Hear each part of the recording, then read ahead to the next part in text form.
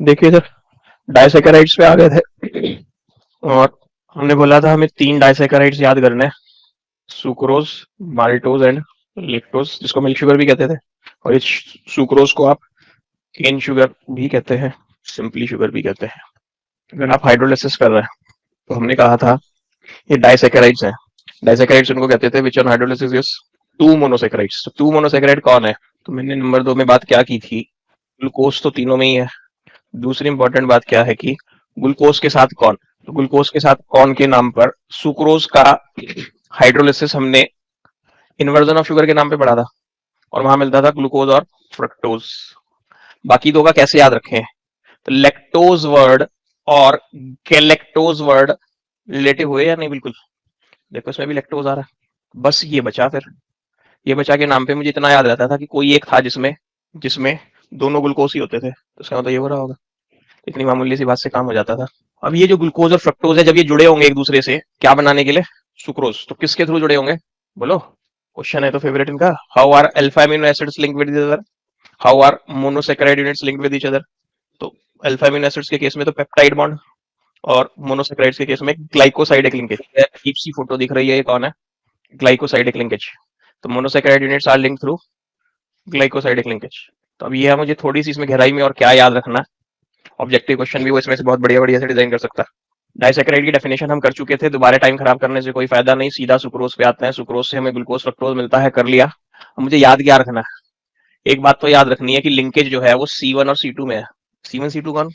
कल glucose fructose का photo बना के गए थे, तो उसमें जब नंबरिंग कर रहे थे तो वो जो रिंग में पहला कार्बन था O के बाद ग्लूकोज में, और फ्रक्टोज में पहला कार्बन रिंग से बाहर था, सेकंड से शुरू किया था। तो ग्लूकोज का कौन? तो अब जरा ध्यान दो, ये ग्लूकोज का C1 वाला है क्या?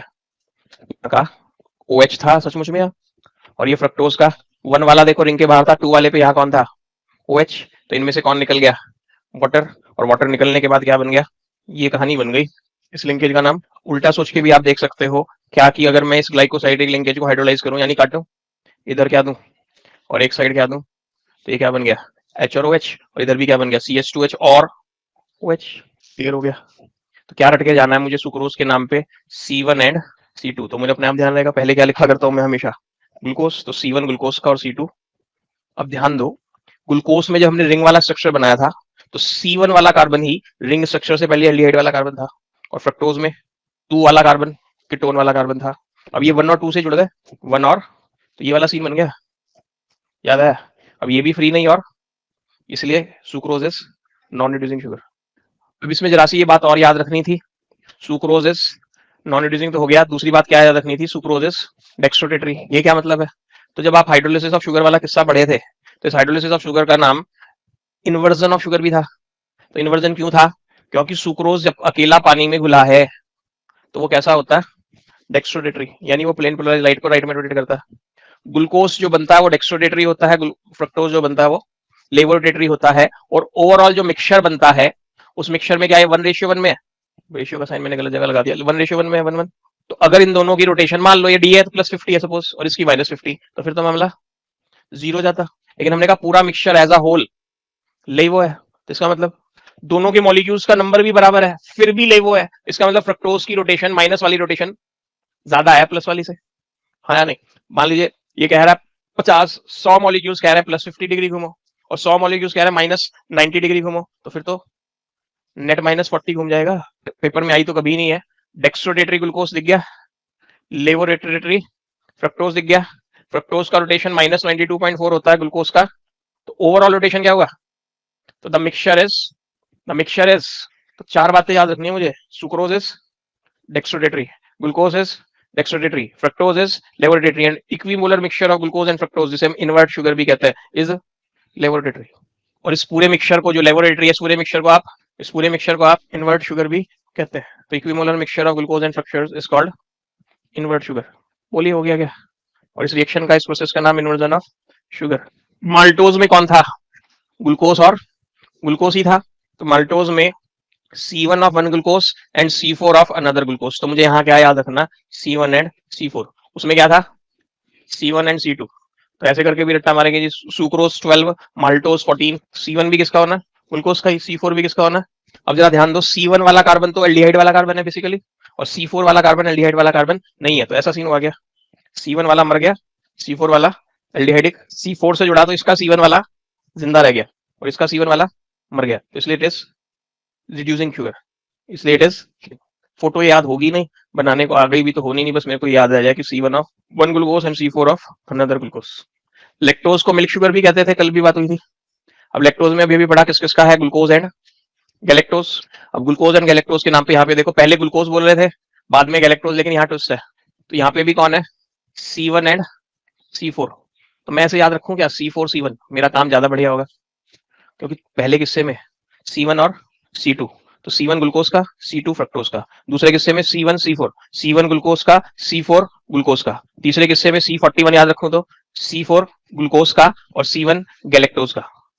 तो फिर से C4 ग्लूकोज का, तो यानी इसका C1 वाला बचा रह गया, और C1 वाला बचा रह गया तो रिड्यूसिंग, तो इसलिए ये भी रिड्यूसिंग। ठीक है सर, ये मेरे यहाँ नहीं डाल रखा है इन्होंने, लेकिन यहाँ ध्यान दो, यहाँ कुछ फर्क है।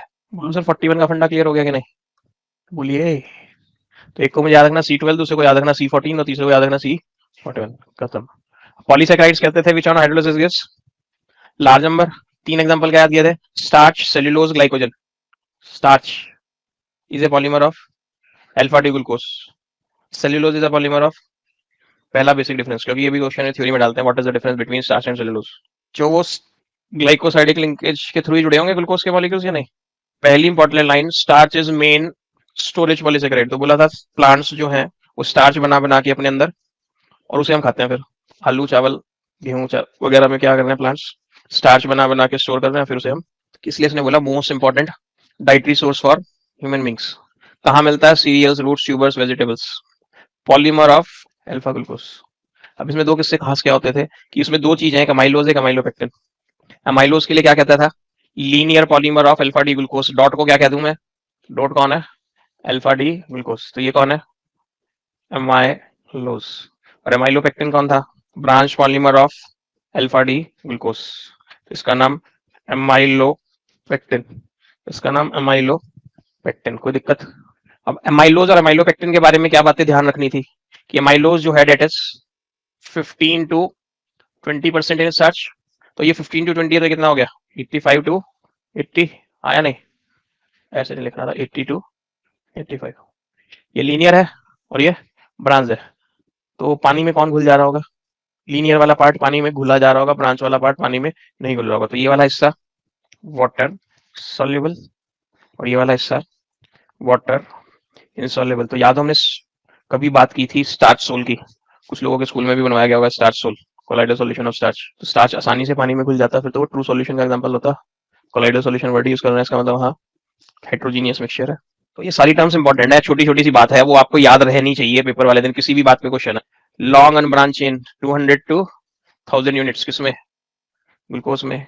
लिंकेज फिर से कौन सी, C1 C4, ग्लाइकोसाइडिक तो है, C1 C4 ग्लाइकोसाइडिक तो होनी है सारे, जहां भी कहीं मोनोसैकेराइड ढूंढेंगे। अमाइलोपेक्टिन कैसा है, 82, कैसा है, ब्रांच चेन पॉलीमर। अब यहाँ पे भी C1 C4 के थ्रू ही जुड़े हैं, लेकिन जहां ब्रांच है वहां, तो ये क्वेश्चन, बाकी क्वेश्चन तो आगे थक लिए, अब इंपॉर्टेंट क्वेश्चन ये वाले बन रहे हैं, इन पे क्वेश्चन नहीं डाले उन्होंने बोर्ड वालों ने अब तक लिंकेज का नंबर पे, इसलिए ये पॉसिबिलिटी, ये पेपर वाले दिन ध्यान से अंडरलाइन कुछ कर लो, पेपर वाले दिन अच्छे से पढ़ के जाना ही जाना है, फोटो ना याद हो रही ना याद करनी है। सेल्यूलोज, लकड़ी, लकड़ी पानी में नहीं घुलती, अब क्या कह रहे हैं, exclusively in plants and most abundant organic substance in, फिर ये लाइन के ऊपर क्वेश्चन आया हुआ है, cell wall of plant cell कौन से कार्बोहाइड्रेट से बनी होती है, तो आंसर देना था सेल्यूलोज। अब यहाँ पे जरा सी गड़बड़ है, वहां जो पानी में नहीं घुला था वो ब्रांच था, अब यहाँ लकड़ी पानी में नहीं घुलती फिर भी ये लीनियर है, उल्टा है मामला। तो मैंने याद रखने के लिए यहाँ बढ़िया ट्रिक क्या दी थी, लकड़ी, लकड़ी को मैंने वहां लिंक किया था bark of tree, bark of tree समझ गए, बार्क ऑफ ट्री को बोल सकता हूँ लकड़ी के कपड़े, कपड़ा बना होगा धागे से, धागा कैसा होता है, स्ट्रेट या ब्रांच, स्ट्रेट धागे से ही आप कपड़ा बुन सकते हो, ब्रांच वाले कपड़े से तो धागा बुन नहीं सकते, बन लोगे, कॉमन सेंस ही ना, मैंने बोला हैंकी को लाइट की तरह करो तो स्ट्रेट धागे ही है या ऐसे धागे हैं, ब्रांचिंग वाला धागा से तो कपड़ा हमारी मर्जी का नहीं बनेगा। तो सेल्यूलोसिस स्ट्रेट चेन, वहां था अल्फा डी ग्लूकोज, यहाँ है, तो ऐसे क्वेश्चन है what is the structural difference between starch and cellulose, तो आप कहेंगे जी स्टार्च में माइलोज वाला पार्ट लीनियर है, माइलोपेक्टिन वाला ब्रांच है, सेल्यूलोज में सारा लीनियर है। दूसरा स्ट्रक्चरल डिफरेंस की, इसमें अल्फा डी ग्लूकोज मोनोमर है, उधर बीटा डी, ये भी तो स्ट्रक्चरल डिफरेंस हुआ, बीटा अल्फा में भी तो OH की कॉन्फ़िगरेशन ही डिफर कर रही थी या नहीं? वो एमाइलोज वाला पार्ट वो स्ट्रक्चरल डिफरेंस में नहीं आएगा, वो इन जनरल डिफरेंस पूछा तो कह सकते हैं कि amylose is water soluble, amylopectin is insoluble. तो वो स्ट्रक्चरल डिफरेंस नहीं है, वो प्रॉपर्टी का डिफरेंस है। लिंकेज यहाँ भी किसके थ्रू है? C1C4। ठीक है, तो सुक्रोज में कहाँ थी? C1C4। स्टार्च में कहाँ थी? C1C4। सेल्यूलोज में कहाँ है? C1C4। बस स्टार्च के सेल्यूलो एमाइलोपेक्टिन वाले पार्ट में जहां ब्रांचिंग थी वहां C1C6, C1C2, हाँ मैं C1C4 बोल गया ना शायद, C1C2। और माल्टोज में C1C4 और लैक्टोज में C4C1। ठीक है। ग्लाइकोजन, क्या ग्लाइकोजन के बारे में बात करते थे कि हमने जो खाया पिया साथ के साथ जितना यूज नहीं हुआ बॉडी में वो सारा क्या बन के स्टोर हो गया हमारी बॉडी में? क्या बन के? तो इसलिए क्या है? Storage carbohydrate of plants is starch, starch. Storage carbohydrate of animals is glycogen. हो गया। तो इसलिए इसको क्या कहते हैं? प्लांट्स का जो स्टार्च होता है एनिमल्स के लिए, वो वैसे स्टार्च का काम कौन करता है? ग्लाइकोजन। एनिमल समझ गए ना? Amylopectin and rather more highly branch, समझ गए? More highly. अब इसमें मोनोमर का नाम तो बताया नहीं कौन है, तो बोलो मोनोमर कौन? ग्लाइकोजन का मोनोमर कौन? ग्लूकोज। कौन सा ग्लूकोज? ग्लूकोज तो दो पढ़ लिए। स्टार्च में अल्फा डी ग्लूकोज था और सेल्यूलोज में बीटा डी ग्लूकोज था। इसमें तो बताया नहीं कौन सा कौन सा? Alpha D glucose. क्यों? एमाइलोपेक्टिन से रिश्तेदारी दिखा रहा तो क्या? Alpha D glucose. ठीक है। व्हेन द बॉडी नीड्स, ये कहानी सुनाने के लिए है, साथ में अपने आप से कुछ नहीं बताना। जब बॉडी को ग्लूकोज की जरूरत पड़ती है तो हमारी बॉडी में जो स्टोर्ड ग्लाइकोजन एंजाइम्स उसे ब्रेक करके इसमें बदल देता है। अब ये क्वेश्चन पेपर में आ चुका कि ग्लाइकोजन कहाँ होता है एनिमल बॉडी में, तो देखना अजीब अजीब है तीनों नाम, लिवर में, मसल्स में और ब्रेन में। और ये क्वेश्चन भी पेपर में आ चुका, glycogen is found in east and fungus. Plants animals में तो है, ईस्ट और फंगस में मिल। इंपॉर्टेंस ऑफ कार्बोहाइड्रेट्स, 3 मार्क्स का फ्री का क्वेश्चन एक बार पेपर में आ चुका।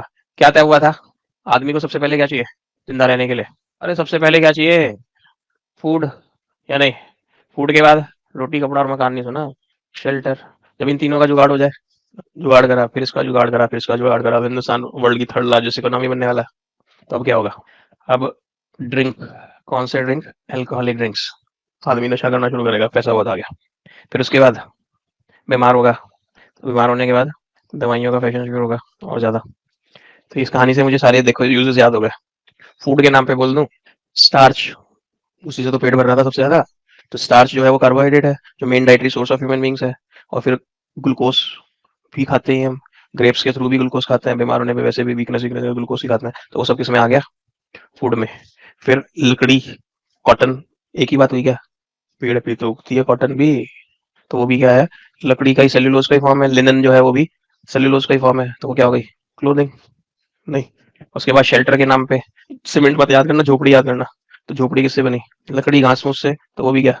और वहां बोलिए हम तो झोपड़ी में नहीं रहते, तो हमारे घर में फर्नीचर, दरवाजे। फिर अल्कोहलिक ड्रिंक के नाम पे जो आपका अल्कोहलिक ड्रिंक्स हैं वो सब किससे बने? Fermentation of sugar. और शुगर की सोर्स ग्रेप्स है, शुगर केन जूस है, जो भी है, फर्मेंटेशन ऑफ शुगर यानी फर्मेंटेशन ऑफ कार्बोहाइड्रेट्स। फिर मेडिसिन कहाँ से आ गई यहाँ बीच में? तुमने यहाँ पे जबरदस्ती कहानी बनाई थी कि भाई हम डॉक्टर के पास नहीं गए, हम वैद जी के पास गए, वैद जी ने दवाई किसमें खाने को दी? शहद में। तो शहद क्या है? हनी। हनी में मेन क्या है? फ्रक्टोज। हनी में मेनली क्या है? फ्रक्टोज। हो गया याद। और ज्यादा गहराइयों में उतरना हो तो जब हम अभी आगे जाएंगे न्यूक्लिक एसिड्स पढ़ेंगे, जिन्हें पढ़ा हुआ याद हो, न्यूक्लिक एसिड्स में ribose sugar, deoxy ribose sugar. तो न्यूक्लिक एसिड में भी शुगर तो है, चाहे वो आरएनए वाला है और चाहे वो डीएनए वाला है। तो नहीं लिख सकता क्या 6 पॉइंट्स? 3 मार्क्स में आया था, 6 पॉइंट लिखने थे। अपनी भाषा में कोशिश करोगे तो बनी। नेक्स्ट इंटेक्स क्वेश्चन पहली बार आए चैप्टर में। Glucose sucrose are soluble in water. Glucose sucrose क्या कार्बोहाइड्रेट्स है? कार्बोहाइड्रेट्स क्या पॉलीहाइड्रोक्सी होते हैं? और जब वो पॉलीहाइड्रोक्सी होते हैं तो पानी के साथ खूब बढ़िया से हाइड्रोजन बॉन्ड बना लेंगे। तो क्या है? Glucose and sucrose are soluble in water. में बिना क्वेश्चन पूरा पढ़े भी बोल रहा हूँ, because they can form, because they are polyhydroxy compounds, you can hydrogen bonds. But cyclohexane and benzene are insoluble in water. So cyclohexane and benzene does not have OH groups. Yeah, simply but cyclohexane and benzene cannot form hydrogen bonds with water. What are the expected product of hydrolysis of lactose? रट गया हमें तो, glucose and galactose जो 4-1 से जुड़ते थे, C4C1. How do we explain the absence of aldehyde group in pentacetate of D-glucose? तो pentacetate of glucose नहीं रिएक्ट किया था किससे? हाइड्रोक्सिलमीन से। नहीं करा था क्या कल? पेंटासीटेट बनने के बाद वो नहीं रिएक्ट किया था हाइड्रोक्सिलमीन से। और प्रोटीन्स, तो प्रोटीन्स कह रहा है वर्ड सचमुच में तो डिराइव हुआ किससे? बस proteios, of which means of prime importance. तो यहाँ कुछ खास बात नहीं, ये पेपर में पता नहीं कितनी बार आ लिया और ये सुनाने को कोई तैयार नहीं है। व्हाट आर प्रोटीन्स, इससे छोटी डेफिनेशन क्या होगी? कार्बोहाइड्रेट की डेफिनेशन तो बहुत बड़ी थी, ऑप्टिकली एक्टिव पॉलीहाइड्रोक्सी एल्डिहाइड और कीटोन्स और the compounds which on hydrolysis with these. ये तो फ्री किया बिल्कुल। मार्क्स वो आई तो भी आधे मार्क्स में होगी और ये आई तो भी आधे मार्क्स में होगी।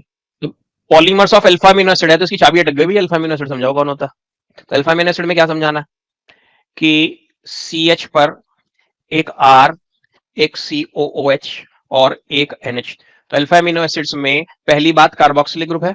अमीनो एसिड में एसिड के नाम पे कार्बोक्सिलिक एसिड ग्रुप है and amino group is at alpha carbon. तो फंक्शन ग्रुप से नेक्स्ट कार्बन को तो आपको जी फंक्शन तो ये भी है, फंक्शन ये भी सीनियर वाला फंक्शन ग्रुप तो ये है। अगर मैं बीच में यहाँ पर अगर मैं यहाँ बीच में एक CH2 और डाल दूं तो बीटा अमीनो एसिड है। एक और CH2 डाल दूं तो आप समझ गए। लेकिन प्रोटीन्स भगवान जी ने सिर्फ किससे बनाया? सिर्फ अल्फा अमीनो एसिड से बनाया। हो गया, हो गया। अब कह रहा है ये जो आर लिख रहा हूं ये आर, ये जो आर लिख रहा हूं ये आर एल्काइल ग्रुप नहीं है। ये एल्काइल ग्रुप के सिवा कोई और एटम या ग्रुप ऑफ एटम्स भी हो सकता है। तो आर की सिंपलेस्ट पॉसिबल वैल्यू H, और जब H डालूंगा तो इसका नाम होगा ग्लाइसिन। रटना है तो नाम होगा। अब जब यहाँ H डालूंगा तो इस C पर 2H एक से हो जाएंगे या नहीं? और जब C पे 2H हो गए तो कार्बन ऑप्टिकली एक्टिव नहीं है। तो glycine is not optically active, is not optically active, या बोलूं ग्लाइसिन इज ऑप्टिकली इनएक्टिव। और उसके बाद में R की जगह उससे बड़ा H से बड़ा कौन डालूं? CH3। तो फिर इसका नाम बोलो एलानिन। अब बताओ यहाँ पे R की जगह CH3 रख दूं तो ये कार्बन पैरेलल कार्बन हो जाएगा या नहीं? तो यानी एलानिन इज।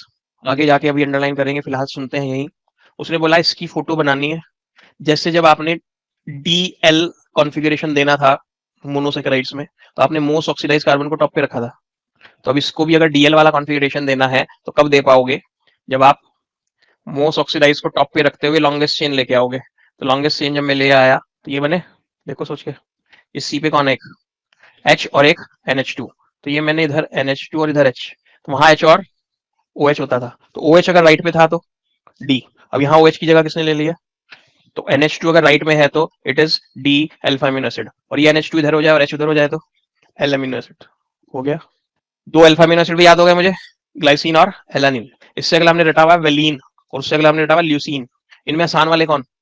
Glycine alanine. आसान वाले समझ, इनमें आर छोटे से छोटा है।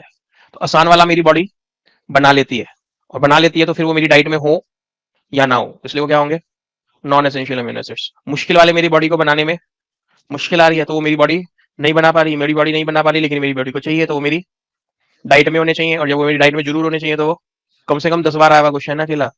What are essential amino acids या what are non essential amino acids या give an example of essential amino acid, give an example of non essential amino acid. हो गए चारों याद? क्या हो गए चारों याद? ग्लाइसिन एलानिनेज। ट्रिक देखो ना, मुझे भी नहीं याद रहता, मैं कहानी बना के याद रखा था। बॉडी बना लेती है। अच्छा, ये वाले नॉन एसेंशियल, मुश्किल वाले मेरी बॉडी नहीं बना पा रही होगी इसलिए वो एसेंशियल। बॉडी बॉडी को चाहिए ही चाहिए और वो मेरी बॉडी बना नहीं रही। अब यहाँ आइए, अमीनो एसिड कंटेन, मुझे what are amino acids, amino में acid contain amino and carboxylic function का डेफिनेशन खत्म। मुझे व्हाट आर अमीनो एसिड्स, तो फिर इस केस में ये लाइन लिखने के बाद लिख दूं वेयर या in which amino group is at alpha carbon then they are called. Beta beta delta में मुझे आके दिमाग मारने की जरूरत नहीं है, मुझे काम जरूरत सिर्फ किसकी है? अल्फा की। तो अल्फा अमीनो एसिड्स का ट्रिवियल नेम है, ट्रिवियल नेम याद है जो तुक्का मार नाम होता था? वुड स्पिरिट किसका नाम था? मिथेनॉल की लकड़ी से बनाया था, तो वो ट्रिवियल नेम था। तो कह रहा ट्रिवियल नेम भी है जो उनकी सोर्स या उनकी वगैरह वगैरह के नाम पे है, वगैरह वगैरह क्या उनकी प्रॉपर्टी। तो ग्लाइसिन स्वीट इन टेस्ट, कहां से बना? ग्लाइकोज। टायरोसिन ऑब्टेन फ्रॉम चीज, और चीज किसी भाषा में क्या कहते थे? टायरोस। तो टायरोस से मिला इसलिए टायरोसिन। सब 1 मार्क्स के क्वेश्चन है ये। इनको रिप्रेजेंट करते हैं बाय 3 लेटर सिंबल या फिर 1 लेटर सिंबल। इनका एक 3 लेटर सिंबल भी है और एक मुझे क्या याद है 20 के 20 के नहीं, मुझे बोर्ड के लिए तो बस 2 याद करने थे, 2 से मेरा काम हो जाता था। एच वाले में ग्लाइसिन नाम तो मैंने रट ही लिया, 3 लेटर कोड, पहले 3 अल्फाबेट GLY और सिंगल लेटर कोड पहला अल्फाबेट। एलानिन में पहले 3 अल्फाबेट, बोलो हो गया कि नहीं? तीसरे की मुझे जरूरत नहीं है वैसे, लेकिन अगर मैं याद रखता हूँ स्ट्रक्चर एक बार को तो मिथाइल के बाद कौन था? मेरा बस चलता तो इथाइल होना चाहिए था, हाँ या नहीं? इथाइल नहीं है, प्रोपाइल हो जाता। चलो, तो प्रोपाइल भी कौन सा? आइसो प्रोपाइल है। जरूरत नहीं है, लेकिन एक बार को कुछ थोड़ा कहीं मुश्किल मुश्किल फंस रहा हूँ। उससे अगले वाला तो मुझे याद ही नहीं हो रहा। आइसोब्यूटाइल है, हालांकि वो समझ गया, देखा हुआ समझा हुआ। वेलिन में पहले वेल ल्यू वी, यहाँ तो कोई दिक्कत ही नहीं है इनके। बाकियों के लिए क्या कहा हुआ है कि एक बार रीडिंग लगा लेना, क्लासिफिकेशन करा दिया। क्या 2 क्राइटेरिया है अल्फा अमीनो एसिड के मॉलिक्यूल में? NH2 group is basic, COOH group is, तो कंपाउंड को होना चाहिए एम्फोटेरिक। लेकिन R भी था एक, R का मतलब एल्काइल था और कुछ भी हो सकता था। तो और कुछ के नाम पे उसमें NH2 हो गया यार मान लो, या CH2NH2 हो गया। तो टोटल कितने NH2 हो जाएंगे कम मॉलिक्यूल में? 2 और एक COH। तो इसका मतलब वो कैसा हो गया? बेसिक। अब R पे आर का नाम आप रख दो CH2COOH, तो COOH कितने हो जाएंगे टोटल, और NH2, तो वो क्या हो गया, और जितने NH2 है उतनी COOH है, तो ये क्या हो गया, एसिडिक बेसिक एम्फोटेरिक। डेफिनेशन नहीं याद हो रही, the amino acid having greater number of NH2 groups as compare to COOH groups is basic, having greater number of COOH group as compared to NH2 group acidic, equal number of NH2 and COOH is amphoteric and neutral। नहीं, ये classification का तरीका। दूसरा essential non essential जो ज्यादातर पूछा, तो essential कौन, those alpha amino acids which are not synthesized या which cannot be synthesized by our body, so they should be the part of our diet, they are called essential amino acids। example valine and leucine हो गया। अब यहाँ कुछ दमदार चीज है जिसमें से कई बार क्वेश्चन फिर से आया हुआ, इसलिए जागते हुए करना। Amino acids are usually colourless crystalline solid, usually, तो NH2 और COOH ग्रुप है, कॉमन सेंस लगाओ, तो फंक्शन हाइड्रोजन बॉन्डिंग हो जाएगी या नहीं। ये एक NH2 COOH लिए हुए एक अल्फा अमीनो एसिड, ये दूसरा अमीनो एसिड, इस कोने पे COOH है, इस कोने पे NH2 है, तो NH2 का H और COOH का O, मॉलिक्यूल चिपकते जाएंगे, और चिपकते जाएंगे तो सॉलिड बन जाएंगे। दिमाग में पिक्चर सेट हो गई। तो कलरलेस क्रिस्टलाइन सॉलिड, पानी में घुलेंगे क्या, घुलने तो चाहिए, NH2 भी हाइड्रोजन बॉन्ड बना लेगा पानी के साथ, और COOH भी हाइड्रोजन बॉन्ड बना लेगा या नहीं। तो दीज आर, तो बताओ रटना मुश्किल हुआ क्या। अब क्रिस्टलाइन सॉलिड है, मॉलिक्यूल चिपके जा रहे हैं एक दूसरे से, तो मेल्टिंग पॉइंट हाई या लो, हाई, जब मॉलिक्यूल चिपके जा रहे हैं तो high melting point, and behave like salts rather than. अब ये बिहेवियर क्यों है, तो ये बिहेवियर का रीजन याद है, ये H माइग्रेट करके यहाँ जाता था, तो ये क्या हो गया एनाइनिक एंड, और ये क्या हो गया, तो इसको हम क्या कहते थे, ज्यूटेराइन, डायपोलर आयन, और इंटरनल सॉल्ट भी नाम था। ऐसा एमिनो एसिड में किसने करा था, एमिनो एसिड कह रहा हूँ एमिनो चैप्टर में, सल्फानिलिक एसिड, याद आ गया। सल्फानिलिक एसिड तो होता था ये, लेकिन फिर ये H यहाँ से माइग्रेट करके यहाँ पहुंच जाता था और इसका नाम हो जाता था ज्यूटेराइन। गिव एन एग्जांपल ऑफ ज्यूटेराइन करके बोर्ड में कई बार क्वेश्चन आया, तो चाहे तो ये वाला दे दो और चाहे ये वाला दे दो, ठीक है। तो ये वाला एंड एसिडिक या बेसिक, बेसिक, क्योंकि अभी H+ लेगा, और ये वाला एंड, इसमें पूछता तो ये वाला एसिडिक और ये वाला बेसिक, तो अभी एसिडिक भी है बेसिक भी है, इसलिए इसने क्या बोल दिया एम्फोटेरिक। तो इन ज्यूटेराइनिक फॉर्म एमिनो एसिड शो, बोला रहा है नहीं, और ये ज्यूटेराइन किसमें बन रहा है ये भी ध्यान रखना, इन एक्वा सॉल्यूशन में H+ डिसोसिएट होके माइग्रेट करके वहां पहुंचा। एम्फोटेरिक क्यों, क्योंकि एसिड से भी रिएक्ट कर सकता है और बेस से भी। अब ग्लाइसिन के सिवा, देखो फिर से एक इंपॉर्टेंट क्वेश्चन, ग्लाइसिन के सिवा all other amino acids are, तो अभी सिखा दिया था ग्लाइसिन ऑप्टिकली इनएक्टिव क्यों था, क्योंकि सी पर 2 एक से H आ गए थे। और फिर से क्या दिखाते हैं, डी एंड एल, मोस्टली वाले कैसे हैं, एल, यानी NH2 किधर है, लेफ्ट साइड पे, तो मैंने भी फोटो में याद करो लेफ्ट ही बनाया था। क्यों, NH2 group on, NH2 group on, लेकिन ये ध्यान रखना कभी बनाने को आया नहीं, लेकिन अगर आ जाए तो COH टॉप पे रखना। कभी पता स्ट्रेट लाइन पे COH इधर बना दिया और NH2 इधर बता दिया, कहते देखो NH2 लेफ्ट में, COH टॉप पे रखते हुए हॉरिजॉन्टल लाइन पे क्या रखेंगे, H, और एक साइड H और एक side NH2। Structure of proteins तो पढ़ लिया। तो alpha amino acids are linked through peptide bond या पेप्टाइड लिंकेज। फिर से इनका फेवरेट क्वेश्चन कम से कम भी 8-7-8 बार अकेला है, what is peptide bond, show formation of peptide bond. बिल्कुल आसान सी क्या करना है, बस NH2 CHR COOH लेना, जो पॉलीमेरिक चेन बन गई होगी प्रोटीन की, इस कोने पे NH2 और आखिरी कोने पे COH, तो उसको कहते हैं N टर्मिनल, N नाइट्रोजन, और उस एंड को कहते हैं C टर्मिनल, COH की वजह से C टर्मिनल। फिलहाल वापस अल्फा पेप्टाइड लिंकेज पे आ रहे हैं, और पेप्टाइड लिंकेज पे आके क्या बात करने जा रहे हैं कि ये मुझे बनाने आने चाहिए, बुक में भी बना हुआ है, वहां से भी डायरेक्ट मार सकते हो।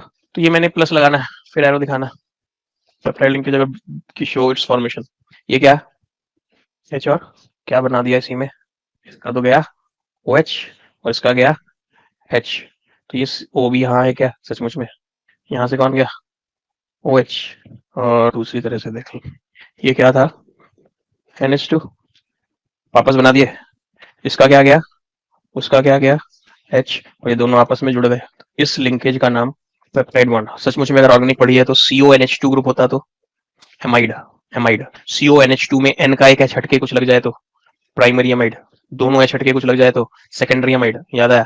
तो कुल मिला के प्राइमरी अमाइड जैसा सा कुछ है, जैसा सा क्यों कह रहे हैं, क्योंकि H हटके एग्जैक्टली R तो नहीं लगा, तो इसको मेरा बस चलता तो मैं इसको कहता है अमाइड लिंकेज, और पॉलीमर्स को प्रोटीन्स को कह देता पॉलीअमाइड्स, क्योंकि ये वाला लिंकेज, मेरा हाथ समझ आ रहा क्या है, यहाँ जब एक और अल्फा अमीनो एसिड लिखूंगा तो यहाँ फिर से क्या बनेगी, फिर दोबारा एक अल्फा अमीनो एसिड लिखूंगा तो यहाँ फिर से क्या बनेगी, तो पेप्टाइड बॉन्ड बार बार आ रहा है तो इसलिए पॉलीपेप्टाइड, और मेरा बस चलता ऑर्गेनिक के हिसाब से तो मैं रखता पॉलीअमाइड, हो गया, लिंकेज बनानी आ गई। अब अगर मैं इस R का नाम H कर देता हूं और इस R का नाम CHC कर देता हूं, तो देखना ये हो गया क्या, इसी को मैं ऐसे भी लिख सकता हूँ क्या? तो फिलहाल ये जो फोटो बनाया है किसका फोटो है? डाइपेप्टाइड का। ये भी क्या है? डाइपेप्टाइड। ये भी क्या है? तो एक डाइपेप्टाइड में कितने पेप्टाइड बॉन्ड? एक। अब सोचो अगर मैंने यहाँ पर इस OH को हटाकर यहाँ पर एक और G लगा दिया तो क्या हो जाएगा फिर? ग्लाय ग्लाय। और ये क्या हो जाएगा? गैग। तो अब ये ट्राइपेप्टाइड। ट्राइपेप्टाइड में कितने पेप्टाइड बॉन्ड? तो ये किसी मैं बोला था लेकिन किसी ऑब्जेक्टिव पेपर में फिर मैंने देखा बाद में कहीं आ गए। 25 अल्फा अमीनो एसिड जुड़े हैं तो उसमें कितने पेप्टाइड बॉन्ड होंगे? 24। अब इस पैराग्राफ में से फिर से क्वेश्चन आए। डाइपेप्टाइड वर्ड तो क्लियर हो गया। इस पैराग्राफ में से क्वेश्चन क्या है? व्हेन 4, 5 और 6 amino acids are linked they are known as tetra penta hexa. और व्हेन ये वाला आया, when number of amino acids is more than 10 the products are called. तो देखो ये वाली जो पॉलीसेकेराइड वाली डेफिनेशन हम लगाना चाह रहे थे वहां तो लिख दिया था लार्ज नंबर और यहाँ लगा दी वाली। हो गया। अब बदमाशी पे क्या उतरा था? किसी को याद आ गया हो क्या? कह रहा था पॉलीपेप्टाइड्स प्रोटीन्स नहीं होते सारे। जिस पॉलीपेप्टाइड का मॉलिक्यूलर वेट 10,000 यू से ज्यादा हो जाए और साथ में उसमें अल्फा अमीनो एसिड्स का नंबर 100 से ज्यादा हो जाए उस वाले पॉलीपेप्टाइड को ही प्रोटीन कहते हैं। लेकिन इंसुलिन नाम के प्रोटीन में 51 अमीनो एसिड्स ही हैं। डेफिनेशन काट दी उसने अपनी या नहीं? अभी तो कहा था जिसमें 100 से ज्यादा अल्फा अमीनो एसिड्स होंगे और साथ में जिसका मॉलिक्यूलर मास उस वाले पॉलीपेप्टाइड को ही। और फिर बोला लेकिन इंसुलिन नाम के प्रोटीन में मॉलिक्यूलर वेट का जिक्र नहीं किया उसके, बस बोला उसमें 51 अल्फा अमीनो एसिड है, फिर भी उसे हम क्या मानने में? प्रोटीन। क्लियर हो गया सब बातें या नहीं? मॉलिक्यूलर मास 10,000 यू से ज्यादा हो और 100 अमीनो एसिड से ज्यादा हो तो उस पॉलीपेप्टाइड को क्या कहते हैं? लेकिन इंसुलिन नाम के प्रोटीन में 51 अमीनो एसिड ही है। चले अब क्लासिफिकेशन था on the basis of shape, on the basis of molecular shape. बड़े आसान से दो नाम थे, फाइब्रस प्रोटीन और ग्लोबुलर प्रोटीन। फाइबर मतलब धागा, धागा फिर से सीधा। तो मैंने बोला था ये पॉलीपेप्टाइड चेन है, ये पॉलीपेप्टाइड चेन है, ये पॉलीपेप्टाइड चेन है। कितनी? तीनों एक दूसरे में चोटी की तरह गुथ गई।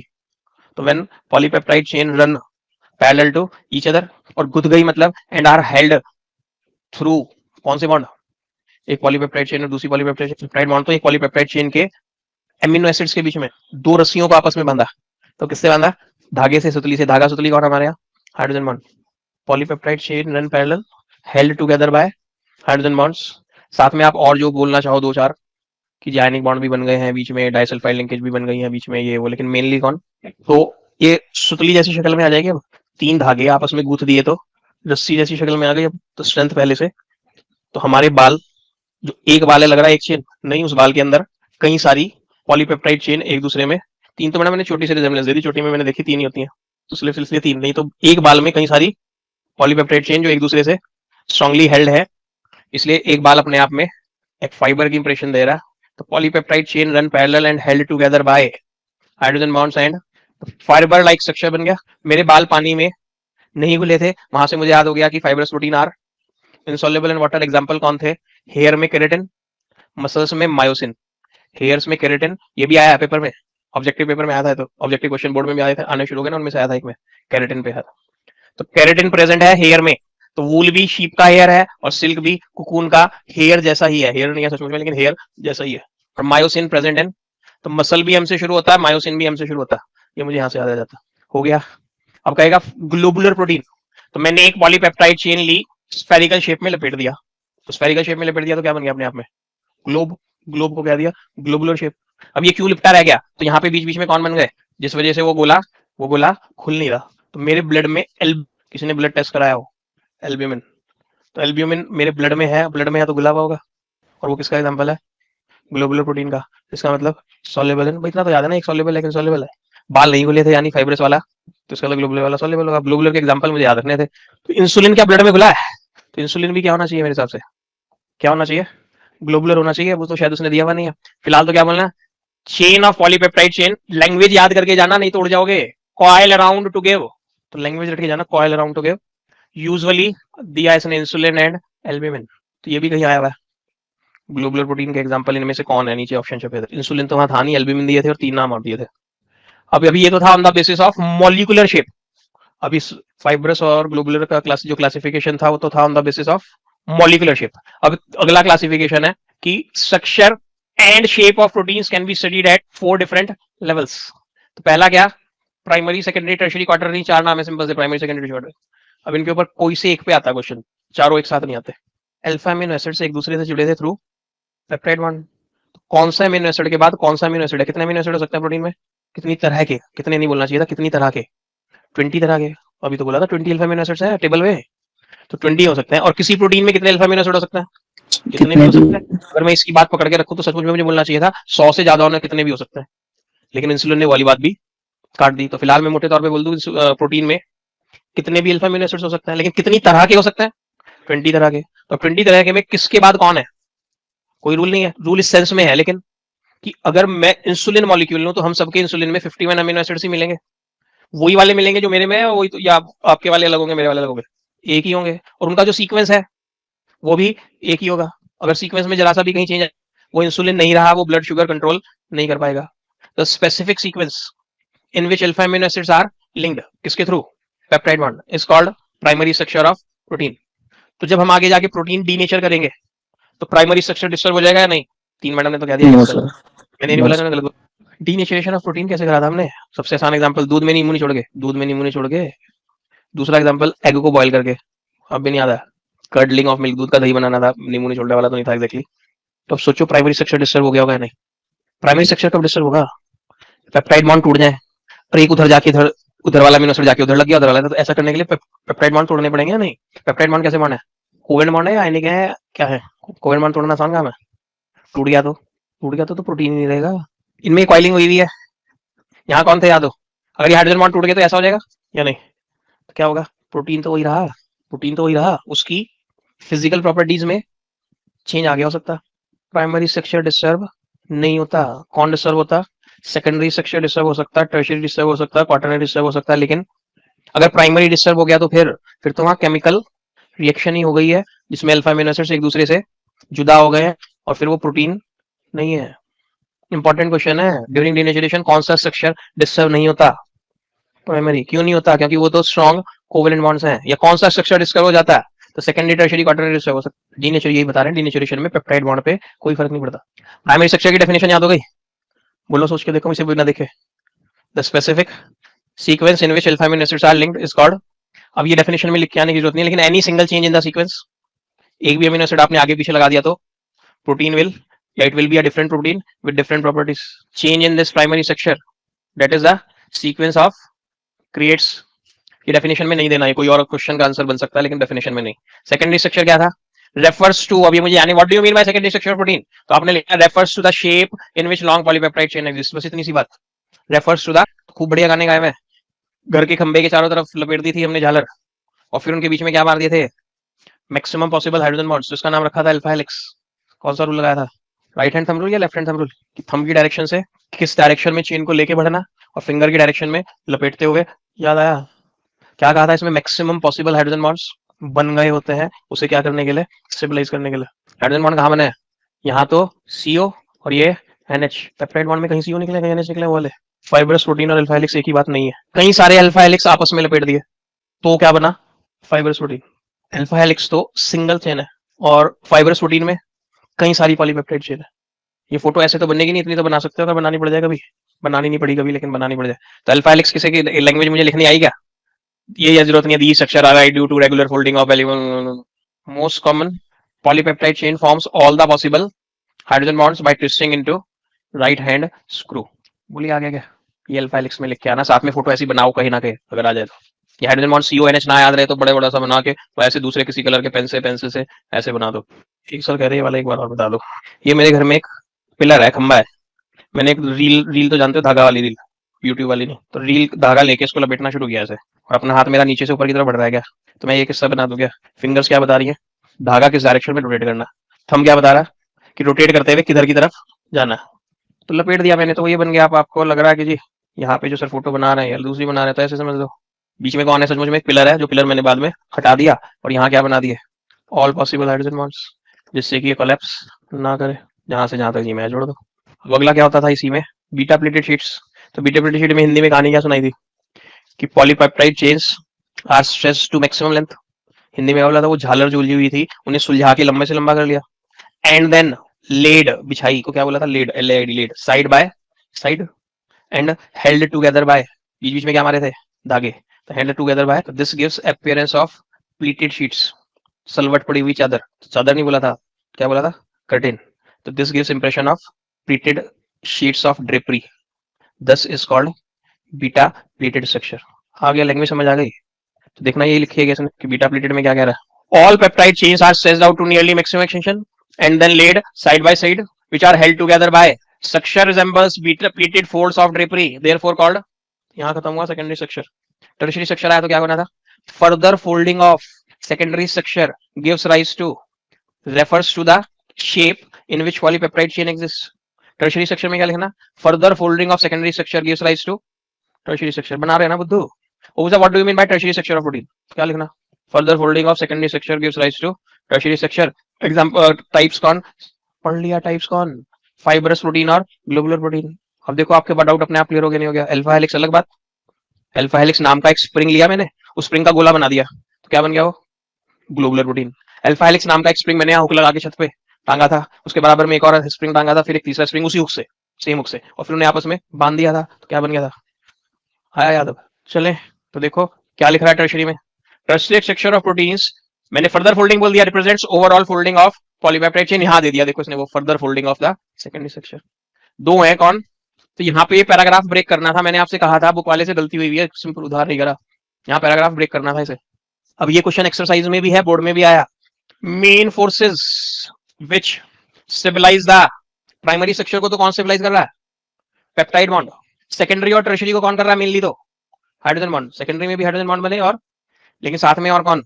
हाइड्रोजन बॉन्ड्स के साथ डाइसल्फाइड लिंकेज भी है, वेंडरवाल फोर्सेस तो भगवान है, सब जगह होती हैं, और इलेक्ट्रोस्टैटिक फोर्स भी आ गई। तो ये क्वेश्चन इंपॉर्टेंट है, पेपर में आया हुआ है, आपकी एक्सरसाइज में भी है, अगर आपने ध्यान से एक्सरसाइज की तो उसका तो लेना देना नहीं है, उस पॉइंट से ब्रेक देना था यहाँ पे। ये तो पॉइंट किसके लिए है? सेकेंडरी के लिए भी है और टर्शियरी के लिए भी है। अब क्वाटरनरी स्ट्रक्चर उससे भी बदमाश, बिल्कुल बेस रिपेयर का, बिना कोई कहानी का उससे जुड़ी हुई। क्या कह रहा है? समटाइम्स या some of the proteins are compose of two or more. मैं तो कहानी सुनाए हुए हूँ, ये क्या था? एक लपेट दी या दूसरी चेन लपेट दी, तो इस वाले प्रोटीन में कितनी पॉलीपेप्टाइड चेन है? एक और लपेट दी तो सुनाई दी ना कहानी। तो कह रहा समटाइम्स क्या होता है प्रोटीन में, क्या होती है? टू और उनको आपस में क्या कह देते हैं? Sub units of that particular protein.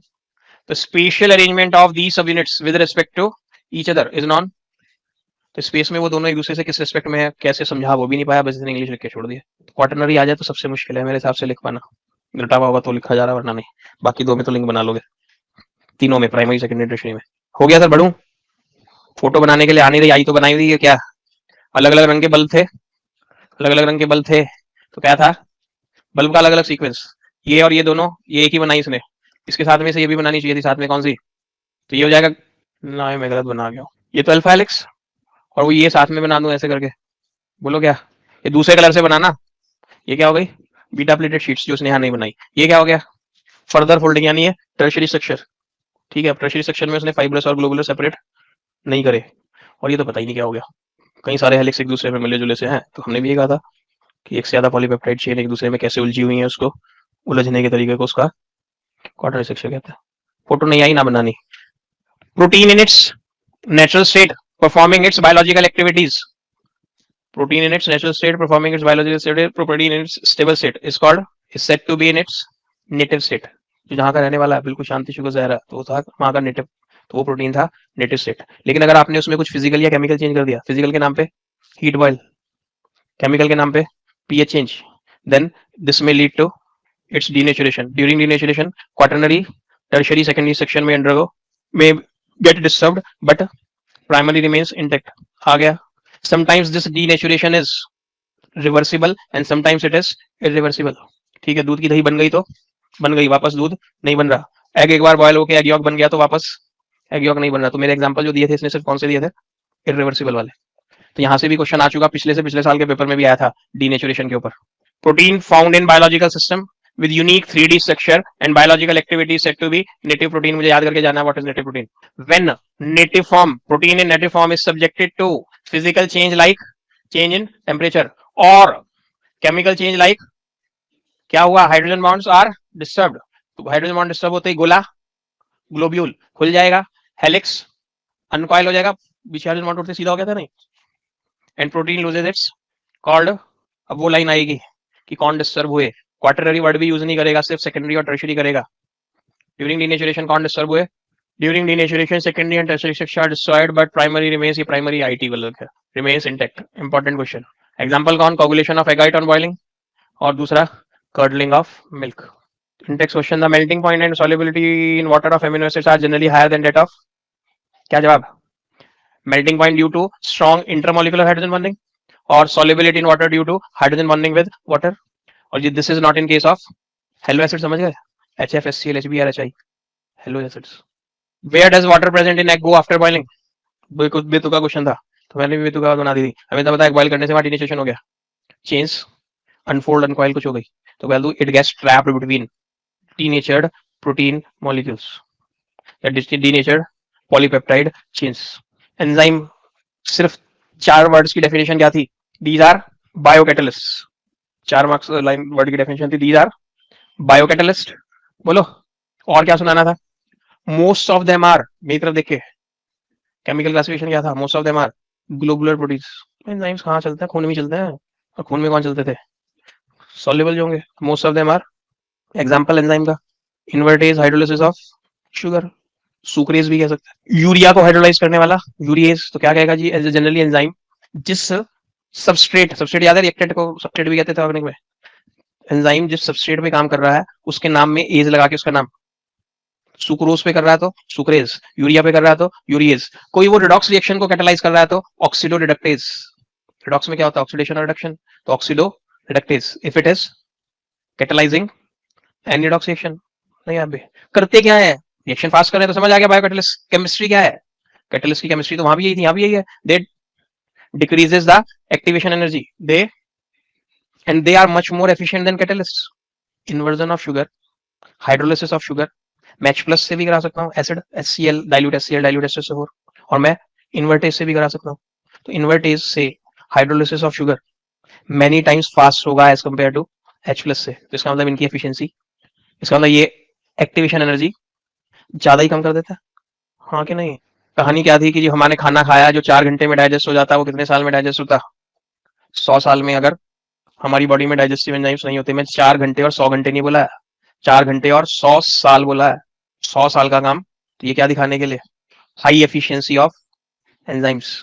Biocatalyst word तो लिखवा रखा था, these are biocatalyst. Almost all the enzymes are very specific for and for particular substrate. Urease urea को हाइड्रोलाइज करा सकता है, सुक्रेज को नहीं, इस बात को बोला पर्टिकुलर सबस्ट्रेट पे पर्टिकुलर।